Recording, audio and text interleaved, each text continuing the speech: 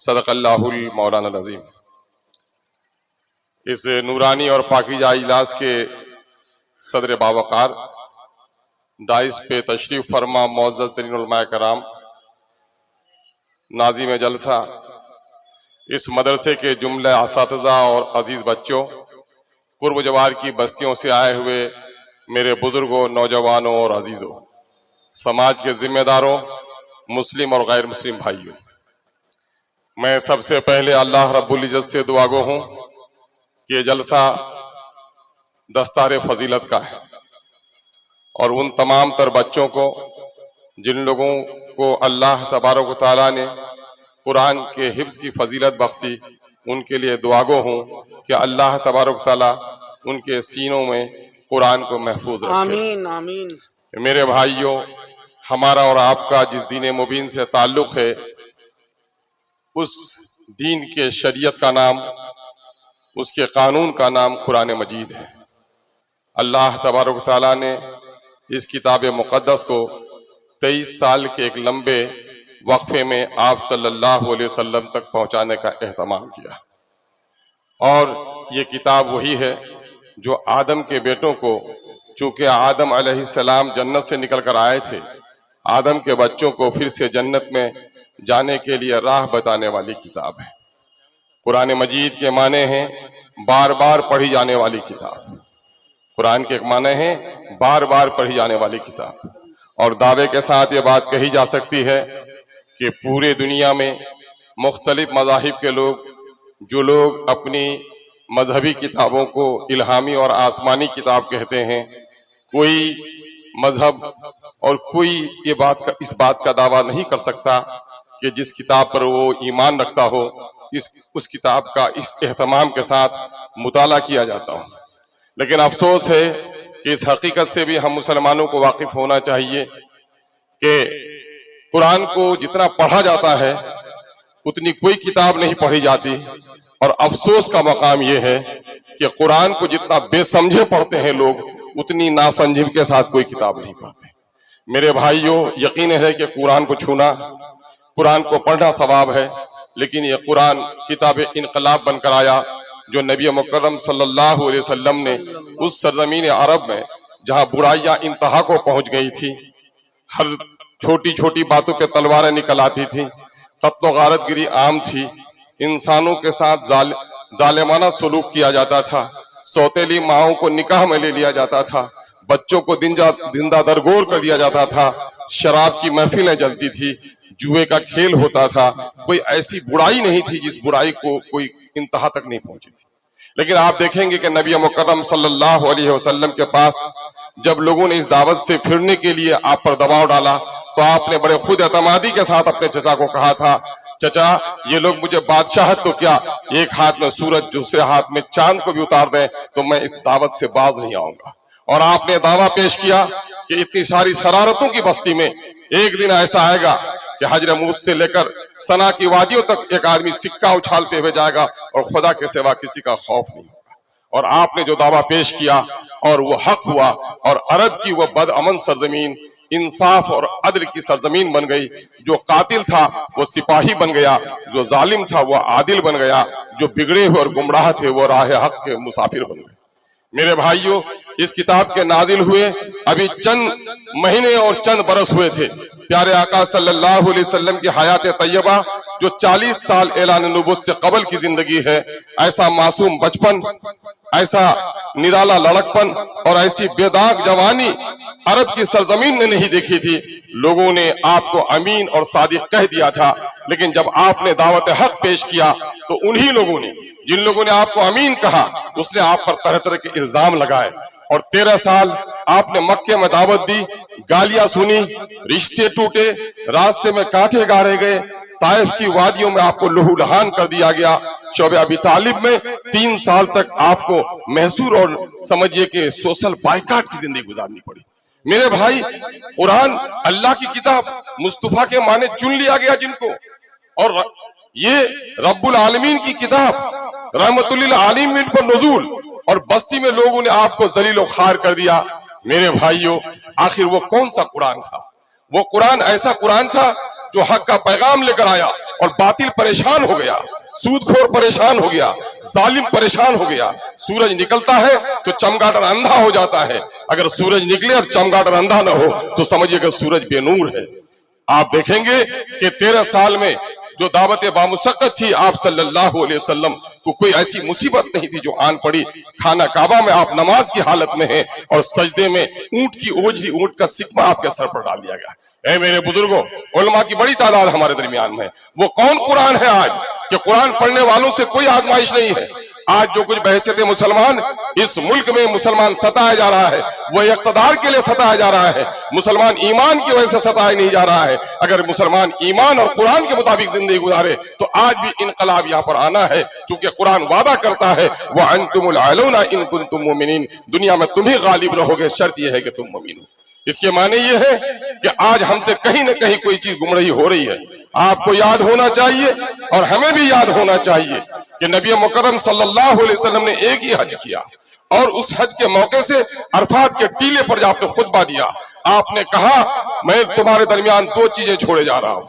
बाद रिवायतों में आता है कि एक चीज छोड़े जा रहा हूं, और क्या है? किताब मुकद्दस और अपनी सुन्नत। तुम इसे मजबूती से पकड़ लोगे तो कभी गुमराह नहीं होगे।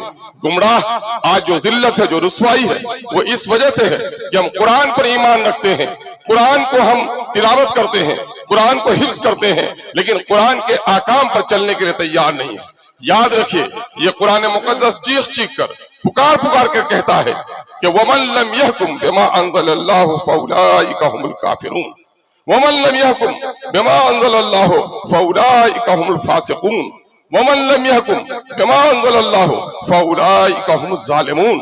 जो लोग अल्लाह की उतारी हुई आयतों के मुताबिक, अल्लाह के अहकाम के मुताबिक फैसले न करें, दरअसल ऐसे ही लोग काफिर हैं, ऐसे ही लोग फासिक हैं और ऐसे ही जालिम हैं। यकीन जानिए, जब कुरान पर ईमान रखने वाला कुरान पर अमल नहीं करेगा तो फासिक भी होगा, जालिम भी होगा और वो मुनाफिक भी होगा। तो फिर ऐसे लोगों पर खुदा की रहमतों का नुज़ूल नहीं होना है। मेरे भाइयों, आइए हम और आप ताइब हो, तौबा करें और जिंदगी के तमाम तो मामलात में आप सरपंच हो जाएंगे तब फैसला करेंगे, आप मुंसिफ हो जाएंगे तब फैसला करेंगे। हाँ, वहां पर भी जिम्मेदारी है, लेकिन हर शख्स अपने घर का हाकिम है, हर शख्स अपने वजूद का हाकिम है। इसलिए आपको फैसले करने हैं कि मेरे बच्चे की तालीम कैसी होगी, मेरा कारोबार कैसा होगा, मेरी बेटी सियानी होगी तो लिबास कैसी पहनेगी, मेरे बेटे की शादी होगी तो बारात कैसे जाएगी, मेरा बाप मर जाएगा तो तरके की तकसीम कैसे होगी, हम समाज में बैठेंगे तो पंचायती किस तरह करेंगे, हम तकरीबात का इनेकाद कैसे करेंगे, महरम और गैर महरम की तमीज क्या होगी, ये सारे फैसले हमको करने हैं। लेकिन आज बताइए कि आज हम रवायत परस्ती के शिकार हैं। आज मुसलमानों के यहाँ लगता ही नहीं है कि पर्दे की आयतों का नुज़ूल हुआ है। आप बड़े घरों में जाइए, बेटियों को इस तरह लोग लिबास पहनाते हैं जिस तरह कल तवाइफ लिबास पहनती थी। मुझे माफ कीजिए और ये कह लेने दीजिए, जो लोग जितने बड़े हैं खुदा के कानून को उतना ही तोड़ रहे हैं। आबा परस्ती है, नफ्स परस्ती है, फैशन परस्ती है, जिसने हमारे समाज को तबाह बर्बाद कर डाला है। कुरान मजीद में बेनमाजी बच्चा हो ताकीद करने के लिए 10 साल की उम्र हो जाए थप्पड़ मारने का हुक्म है, लेकिन नमाज के लिए जंग का हुक्म नहीं दिया गया। लेकिन सूद के खिलाफ कुरान ने जंग का ऐलान किया है। ए मेरे मुसलमान भाइयों, बता दो कि आज 70% बस्ती में हमारे लोग बंधन लोन में बंध गए हैं कि नहीं गए। और ये बेशर्मी किस कदर है कि हमारी बेटियां, हमारी माएँ और हमारी बहनें गैर मुस्लिमों के साथ सूदी कारोबार में मुलविस हैं। 24% सूद उनसे वसूला जा रहा है और बस्ती के इमाम साहब को भी कोई परेशानी नहीं है। यकीन जानो, मैं तमसील देता हूं, मुझे माफ करना, कि देखो मेरे भाई, एक कुत्ता अक्सर मैं देता हूं, एक कुत्ता हड्डी के टुकड़े पर लड़ता है, 4 अंगन का 4 कुत्ता है, हड्डी के टुकड़े पर लड़ता है। वो क्या है? अपने हक की लड़ाई है। लेकिन उसी वक्त अगर कोई लोमड़ी बस्ती में दाखिल हो जाए, वो कुत्ता अपनी लड़ाई छोड़ देता है और उस लोमड़ी के पीछे मुत्तहिद हो जाता है। कुत्ते की फितरत में अल्लाह तबारक व तआला ने दरिंदों से उदू दी है। कुत्ता भूखा रह सकता है लेकिन अपनी बस्ती में दरिंदों को बर्दाश्त नहीं कर सकता।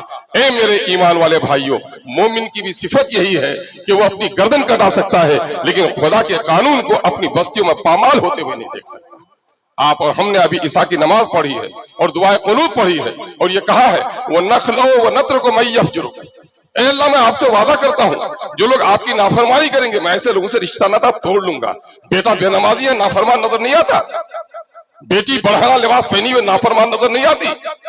بیوی آج ملوث ہے سودی کاروبار میں، نافرمان نظر نہیں آتی، میلوں میں گھوم رہی ہے، سر پہ پردہ نہیں ہے اور نافرمان نظر نہیں آتی، بیٹا ممبر بن گیا ہے، رشوت کے پیسے سے اڑیا ماچ خرید کے لا رہا ہے، نافرمانی نظر نہیں آتی۔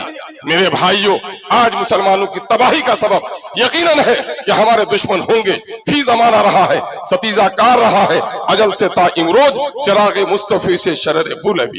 اللہ نے آدم کو بھی بھیجا ہے، ابلیس کو بھی مہلت دی ہے، دنیا میں خیر و شر کی یہ لڑائی چلتی رہے گی، لیکن آج جو مسلمان ذلیل و خوار ہے وہ دشمن کے زیادہ اپنے کردار کی وجہ سے۔ یہ بتاؤ تھانے میں مقدمات مسلمان اور مسلمان لڑتا ہے کہ نہیں لڑتا ہے؟ میرے بھائیوں آج جا کے دیکھ لو، ابھی سال پورے ہونے کو باقی ہے اور 400 سے زیادہ مقدمات امور تھانہ میں ہو چکے ہیں۔ کون لڑا رہا ہے؟ دلالی کون کرتا ہے؟ رشوت کون لیتا ہے؟ میرے بھائی جمعہ کے خطبے میں سنتے ہو ہر دن اکثر و بیشتر حضرت عمر بن عبدالعزیز رحمۃ اللہ علیہ کے زمانے میں جمعہ کے خطبے میں وہ آیت شامل کر دی گئی، ان اللہ یامر بالعدل والاحسان۔ وہ خدا جو اقیم الصلاۃ وآتوا الزکوٰۃ کا حکم دیتا ہے، وہ خدا تم کو عدل و انصاف کرنے کا بھی حکم دیتا ہے، لیکن میرے بھائیوں آج ہمیں نماز کے فریضے کا علم تو ہے لیکن پنچایتی کرنی ضروری ہے، اس کا علم ہم کو نہیں ہے۔ آج نوافل کا اہتمام ہم کرتے ہیں، ضرور کریں، لیکن پنچایتی کیے بغیر آپ اگر نوافل کا اہتمام کریں گے بھی تو پیارے آقا صلی اللہ علیہ وسلم کی وہ حدیث مبارکہ جو حضرت جبرائیل سے منسوب ہے، کیا کہا ہے؟ اے جبرائیل امین جا اس بستی کو الٹ دے۔ جبرائیل امین نے پوچھا اے رب العالمین، حدیث کا مفہوم ہے اے رب العالمین جس بستی کو آپ الٹنے کا حکم دے رہے ہیں وہ بستی میں نوجوان، بوڑھے، بچے، عورتیں سب لوگ بدکاری میں ملوث ہو گئے ہیں، لیکن ایک بندہ تیرا ایسا ہے جو پلک جھپکتے بھر تیری تسبیح سے کبھی بے اتنائی نہیں برتی اور پلک جھپکتے تیری نافرمانی نہیں کی۔ یہ تو ہونا چاہیے، عقل یہ کہتی ہے کہ اسے بچا لینا چاہیے، لیکن رب العالمین نے کیا کہا؟ اے جبرائیل اس کے سمیت الٹ دے۔ میرے بھائیوں کیوں الٹ دے؟ اس لیے کہ برائیاں بستی میں دندنا رہی ہیں اور یہ شخص میری عبادت کر رہا ہے، برائی کے خلاف لڑنے کے لیے تیار نہیں ہے، اس لیے ایسی نیکیاں کسی کام کی نہیں ہے۔ آئیے ہم اپنے سینے پر ہاتھ رکھیں، ہم نماز پڑھتے ہیں، ہم روزہ رکھتے ہیں، حج کر کے آئے ہیں تو اشتہار میں میرا نام الحاج اور حاجی صاحب لکھنا چاہیے، چمانے کی کاپی میں حاجی صاحب لکھنا چاہیے۔ اگر نہیں لکھتا ہے تو لگتا ہے حاجی صاحب کو ٹھیس لگتی ہے کہ مور حجدار میرا کوئی قدر نہیں کرو۔ میرے بھائیوں ان بدعات اور خرافات سے بچیے۔ آج بیٹیوں کی شادیاں بغیر جہیز کے نہیں ہو رہی ہیں اور آج کتنی درجنوں بیٹیاں آج غیر مسلمانوں کے ساتھ جا رہی ہیں۔ میرے بھائیوں خدا کے واسطے اے دولت مندوں، اپنے دولت کا بے انتہا مظاہرہ کر کے جہیز کی لعنتوں سے اپنے سماج کو برباد و تباہ مت کرو، شادیوں کو آسان کرو۔ پیارے آقا صلی اللہ علیہ وسلم نے نصیحت فرمائی جس کا مفہوم ہے کہ جو شادی میں آسانی ہوگی وہ شادیاں زیادہ بابرکت ہوں گی۔ آج ہمارے ہاں پیارے آقا صلی اللہ علیہ وسلم جنازے کی نماز پڑھنے کے لیے بڑھ رہے ہیں، پوچھ رہے ہیں کن کی میت ہے؟ کہا فلاں صحابی کی میت ہے۔ کہا اس کے ذمہ کوئی قرض ہے کیا؟ کہا ہاں یا رسول اللہ قرض ہے۔ کہا اپنے بھائی کی نماز پڑھا لو۔ ایک صحابی رسول کھڑا ہوتا ہے اور کہا یا رسول اللہ اس کے قرض کا میں ضامن ہوں۔ آپ صلی اللہ علیہ وسلم نے اس کی جنازے کی نماز پڑھا دی۔ میرے بھائی وہ صحابی رسول جن کے گھوڑے کے ٹاپ کے برابر وقت کا ولی اس کے دھول کے برابر نہیں ہو سکتا، آپ نے وقتی طور پر انکار کر دیا چونکہ پیارے آقا صلی اللہ علیہ وسلم نہیں چاہتے کہ ان کا کوئی امتی قرض میں ڈوبا ہوا رہے، اس لیے اس نے قرض سے بچانے کے لیے اپنے لوگوں کو نصیحت کی، ان کی تربیت کی۔ میرے بھائیوں جمانہ کی کاپی میں قرض لاکھ روپے کر صدقہ بانٹنے والوں، میں سمجھتا ہوں جتنے آپ کی چمانہ کی کاپیوں میں آپ کو چندہ لوگوں نے دیا ہے، یہ جو ولیمہ کرتے ہو لکھتے ہو ولیمہ مسنونہ، یہ ولیمہ مسنونہ نہیں ہے۔ ولیمہ مسنونہ وہ مسنونہ ہے جہاں آپ امیروں کو بھی بلائیں اور پاس کے غریبوں کو بھی بلائیں، لیکن آج بستیوں میں بدترین دعوت وہ ہے چن کر امیروں کو بلایا جائے اور غریب پڑوسیوں کو اور غریب رشتہ داروں کو چھوڑ دیا جائے۔ آج یہ بدترین چیزیں ہو رہی ہیں اور یہ دعوتیں، یہ ولیمہ مسنونہ نہیں ہے، یہ ولیمہ برائے چمانہ ہے۔ آج ان چمانہ کی کاپی نے ہماری شادیوں کو تباہ برباد کر دیا ہے۔ بیٹیاں جدید تعلیم حاصل کر رہی ہیں، موبائل کے فتنے میں برباد ہے۔ یہ سارا کیوں ہو رہا ہے؟ سارا اس لیے ہو رہا ہے کہ قرآن کے مطابق ہماری زندگی نہیں ہے۔ قرآن مجید کی وہ آیت آپ اکثر پڑھتے ہیں، ان اللہ اطیعوا اللہ واطیعوا الرسول واولی الامر منکم فان تنازعتم فی شیء فردوہ الی اللہ والرسول۔ اطاعت کرو اللہ کی، اطاعت کرو اللہ کے رسول کی اور اس کی جو تمہارا امیر ہو۔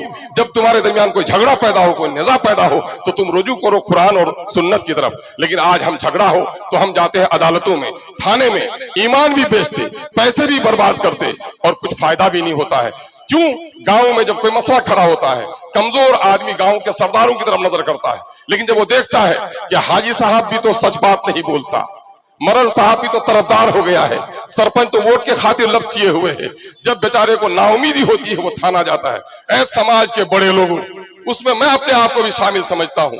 अगर ताकत रहते हुए समाज में पंचायती नहीं की तो जानते हो क्या हश्र होने वाला है। प्यारे आका सल्लल्लाहु अलैहि वसल्लम ने फरमाया, जिसका मफहूम है कि जानते हो मुफलिस कौन? कहा कि मुफलिस अल्लाह के रसूल जिसके पास दिरहम और दीनार नहीं हो। कहा नहीं, मुफलिस वो नहीं, कल कयामत के मैदान में मेरी उम्मत का मुफलिस वो होगा जिसने नमाजें पढ़ी होंगी, रोजे रखे होंगे, ज़कात की पोटली बड़ी होगी, लेकिन किसी के साथ उसने जुल्म किया होगा, किसी का हक मारा होगा, किसी का कत्ल किया होगा, किसी के साथ बदकारी की होगी। अल्लाह तबारक व तआला चुन चुन कर उन तमाम तो लोगों का जिनका इन पर हक आता है, इनकी नेकियां उनको दे डालेगा, और जब इनकी नेकियां खत्म हो जाएंगी तो जिन लोगों का हक बाकी रहेगा उनका वबाल, उनका गुनाह इसके सर पर डाला जाएगा। मेरे भाइयों, आइए हम एहतमाम करें कि हम अपनी बस्तियों में कुरान को समझ कर पढ़ने का माहौल बनाएं। हम अपने उलमा से गुजारिश करते हैं कि जब भी तिलावत कराई जाए तो मुख्तसर तरीन सूरत हो, लेकिन उसका तर्जुमा लोगों को बताया जाए।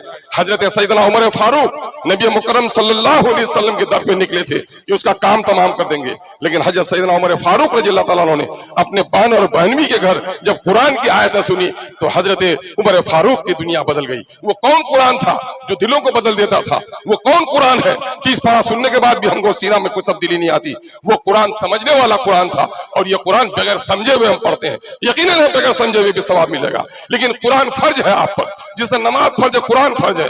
कुरान फर्ज है तो कुरान के 4 बुनियादी हुकूक हैं। हम अपने उलमा के सामने में अपने अफकार की, अपने फिक्र की तत्हीर के लिए बोलते हैं कि कुरान को पढ़िए, कुरान को समझना, कुरान पर अमल करना और उसके पैगाम को दूसरों तक पहुंचाना, ये कुरान का हम पर हक है। हजरत मौलाना अबुल कलाम आजाद अलैहिर्रहमा आज से 104 साल कबल यही रांची में नजरबंद थे, और नजरबंदी के जमाने में रांची के लोगों से उनकी जान पहचान हो गई थी। एक मोटा ताजा लंबा तड़ंगा घोड़ा सा शख्स आया, मौलाना को सलाम अर्ज किया। मौलाना ने देखा, क्या तुम अजनबी हो? कहां से आए? कहा मौलाना मैं पेशावर का रहने वाला हूँ। कहा यहाँ कहाँ आए हो? कहा मैं मौलाना आपके पास आया। मौलाना मैं आपके पास आया। कहा किस गरज से आए हो? कहा इस गरज से आया हूँ कि आप कुरान बहुत अच्छे अंदाज में समझाते हैं, मैं आपसे कुरान समझने के लिए आया हूँ। मेरे भाइयों, एक शख्स पेशावर से चलकर कुरान समझने के लिए आया था। आज तो अल्लाह का शुक्र, हर बस्ती में आलिम है, अपने आलिमों के पास जाएं। हम केबाला समझने के बाद मुंशी के पास जाते हैं, लेकिन हमारा कोई भाई भी नहीं कहता कि मौलाना मित फातिहा पढ़ी वार मानी की होचे। आइए अपने उलमा से रुजू कीजिए। मैं एक बात, 2 बात आखिर में कह के जाऊंगा। एक, हमारे हुफ्फाज बच्चों को मैं नसीहत करना चाहता हूँ, और मैं नसीहत करने की मजाल नहीं रखता। हाकिम अल मुस्तदरक की हदीस है और मैं उसको पढ़ के सुना देना चाहता हूं इन बच्चों को।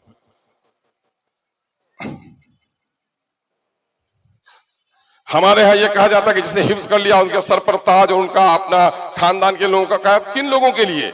ये सिर्फ कुरान के हिफ्ज करने वालों के लिए नहीं है। मुमकिन है इस तरह की कोई अहादीस सिर्फ मुजर्रद कुरान के हिफ्ज करने वालों पर होगी तो उलमा से हम रहनुमा चाहेंगे, लेकिन हाकिम अल मुस्तदरक की है कि कैसे हुफ्फाज की अल्लाह तबारक व तआला परवरिश करेगा। वो क्या है? जिसने कुरान पढ़ा, जिसने कुरान पढ़ा, उसका इल्म हासिल किया, यानी सीने में कुरान हुआ, दिमाग में इल्म हुआ, हासिल किया और उस पर अमल किया, यानी अपने वजूद पर उसको अमल किया, अमल पैरा हुआ, उसे कयामत के दिन नूर का एक ताज पहनाया जाएगा जिसकी रोशनी सूरज की रोशनी की तरह होगी।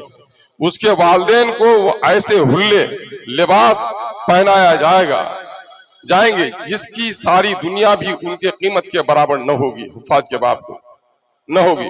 तो वो अर्ज करेंगे हमें ये लिबास किस वजह से पहनाया गया है? तो उन्हें जवाब दिया जाएगा कि तुम्हारे बेटे ने कुरान पढ़ा, उस पर अमल किया था। मेरे भाई, आज हम सिर्फ कुरान को पढ़ना बड़ा काम समझ रहे हैं। जो हुफ्फाज लोग हमारे कमर लटका लटका के चलते हैं, ऐसे हुफ्फाज से मैं कहना चाहता हूं, जो जहेज की लानतों के मामले में हैं, मोबाइल लेके इधर उधर फिरते हैं, सुन लो या हाफिजो, सिर्फ कुरान याद कर लिए हो तो राम जेठमलानी ने भी कुरान याद कर लिया था गैर मुस्लिम होकर के। बहुत सारे लोगों को कुरान याद है। कुरान पढ़ना, कुरान को याद करना, तो कुरान को समझना, उस पर अमल करना, उसके हलाल को हलाल समझना, उसके हराम को हराम समझना, तब ये फजीलत मिलने वाली है। अल्लाह से दुआ है ये फजीलत हम सबों को अल्लाह तबारक व तआला नसीब फरमाए। एक इंफॉर्मेशन की बात कह के जाता हूं। हुकूमत ने इस वक्त तमाम तर लोगों के लिए جن کو کوٹا میں مال ملتا ہے 5 لاکھ تک کا علاج آیوشمان کارڈ کے جیسے فری کیا ہے. ہمارے لوگ سن بھائی کے بارات میں جانے کے لیے تیار ہیں, ہے نا, بھوج کھانے کے لیے کپڑا دھو کے تیار ہے, لیکن آپ بلاک میں جا کر اپنا حق استعمال نہیں کیجیے گا. جب بیمار ہوتی ہے پتھری کی, لیور کی, تو اس کے پاس ہاتھ پھیلانا ہماری مجبوری ہو جاتی ہے. زمین بیچتے ہیں, زیور بیچتے ہیں, سود پر پیسے لیتے ہیں.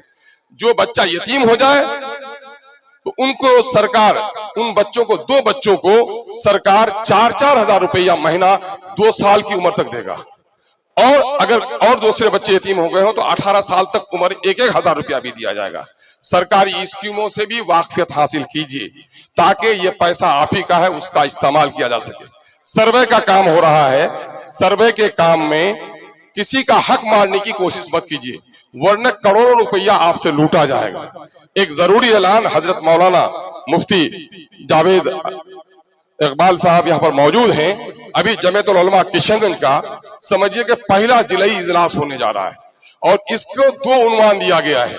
اوقاف کی زمین پر اس وقت مودی حکومت قبضہ کرنا چاہتی ہے, اور یقین جان لیجئے ایک بابری مسجد ٹوٹی ہے تو آپ رو رہے ہیں, اگر وقت بل پاس ہو گیا تو آپ کے ہزاروں مسجد پہ تالے لگ جائیں گے, آپ کے قبرستانوں پر مردوں کو دفنانا مشکل ہوگا, آپ کے بہت سارے مدارس بند ہو جائیں گے.